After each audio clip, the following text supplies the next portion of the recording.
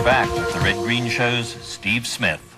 But it's interesting to me that when we did the show, we were on one station, Hamilton, Ontario, and I was told, this is a local show, this will never go any farther, it's just too odd, and it's just... And then we ended up getting it on several stations in Canada, and they said, oh yeah, but yeah, okay, fine, but it's a Canadian show. It will never go farther than being a Canadian show. And then we got some American stations, but they were predominantly northern stations, a lot in Michigan, Wisconsin, and people would say, well, those are like Canada, that's just like Canada, so that's not an American sale, you know. And I mean now, like, well, the point is, somebody will always find a way to tell you why you're not getting anywhere, you know. But I think it's up to you to say, nah, you know what, we'll just keep plugging away and plugging away and plugging away. And so it evolved, and the only reason I'm telling you this is I want you to see this as a model, because I'm going to try to conclude this thing with telling you why I think there's a certain way to go here.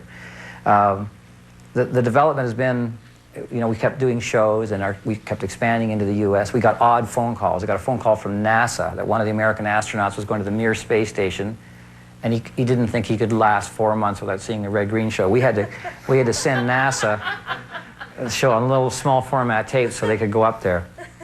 And the Canadian press phoned us. Oh, no, sorry, the Canadian press didn't phone us at all. We sent out the press release. And what we heard from NASA phoned us and said, we're getting all these Canadian press people phoning us saying, is this a hoax? It's like, what kind of reputation do you guys have up there? But that, again, that's another, you know, the natural reaction of the press would be, this can't possibly be true. It's a Canadian show. I think that generally America owns the position on sitcom. When Canadians think of sitcom, they think of American producers and writers and actors and everything. And it's like, why fight that? Like, I'm not a person who ever gives up, but why add an obstacle? I think it's hard enough to have a unique, fresh point of view and some unique characters that people want to spend half an hour a week with. To also add the negativity, in my mind, of doing something that somebody else has already kind of really nailed.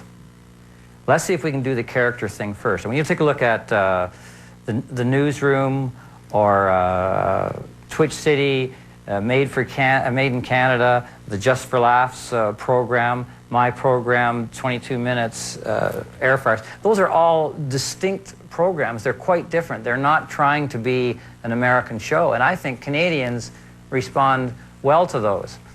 Sitcom I don't think is a comedic form. Sitcom is a dramatic form that has a comedic treatment. So when you're in a sitcom, you better hit those marks on dramatic structure, story structure.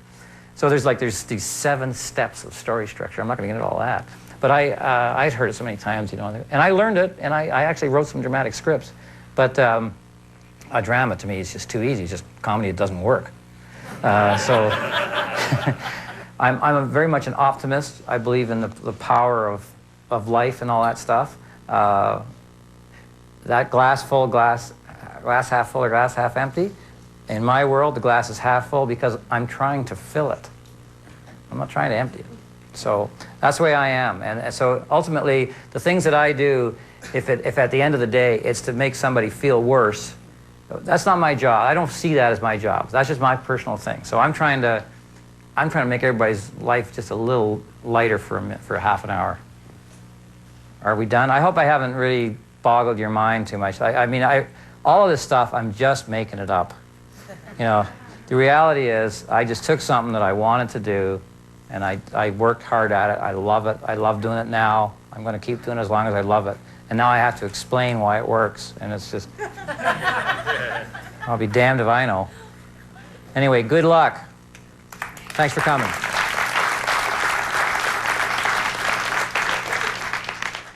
A big thank you to Steve Smith, and thank you for watching Banff Masters.